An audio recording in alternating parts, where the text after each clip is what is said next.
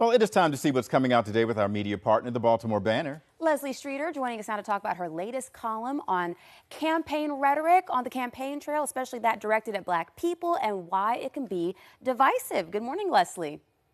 Good morning, guys. How are you? We're fine. You always find some pretty interesting and sometimes controversial topics, but this one is very timely, the campaign trail.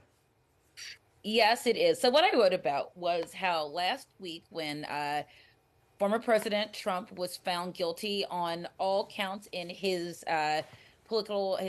election interference case in New York, people followed along. Some people followed along this weird rhetoric that Black people were more likely to now vote for him because he was a convict or because he was a convicted felon, meaning that we related to him somehow. And it's not just about, oh, he had injustice, we had injustice, but more like he's cool because now he's a convict, like we are too.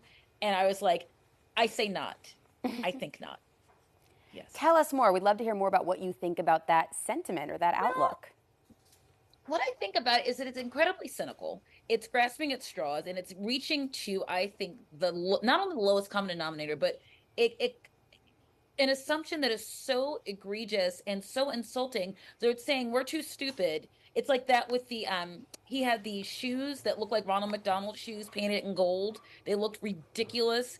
And people were like, well, Black people love sneakers, so they'll vote for him. And a guy on Fox News actually said that culture trumps politics, meaning that Black people are so stupid and so craven and so like, oh, it's a shiny thing, that they're willing to overlook policies that might not be good for them or might be absolutely hostile to them because they like a shoe. And I don't think so.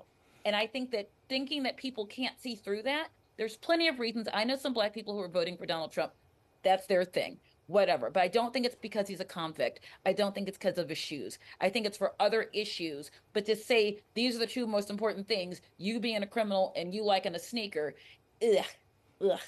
Understood. So now what is the best way do you think there is to counter the narratives?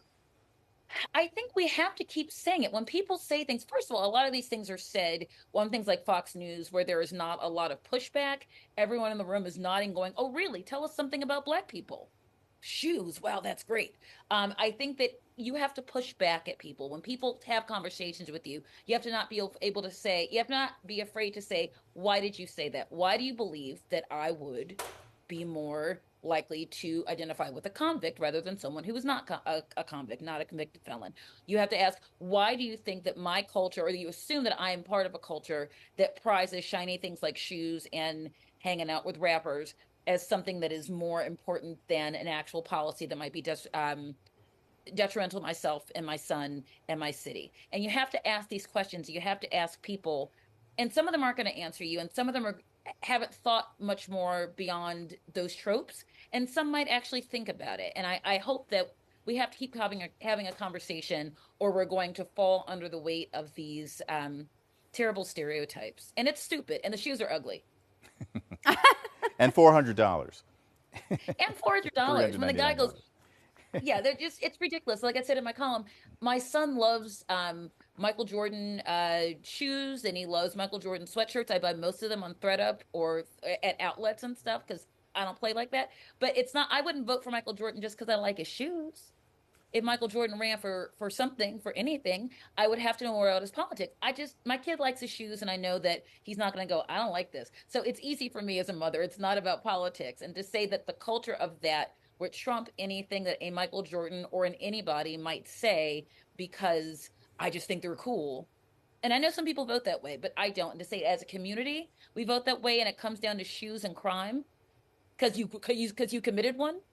Not because you didn't commit one, not because you might stop crime. No, because we're all criminals. Miss me. All right. Well, thank you so much, Leslie. We appreciate you joining us. All right. And if you'd like to learn more about this story and others from the Baltimore Banner, head to thebaltimorebanner.com.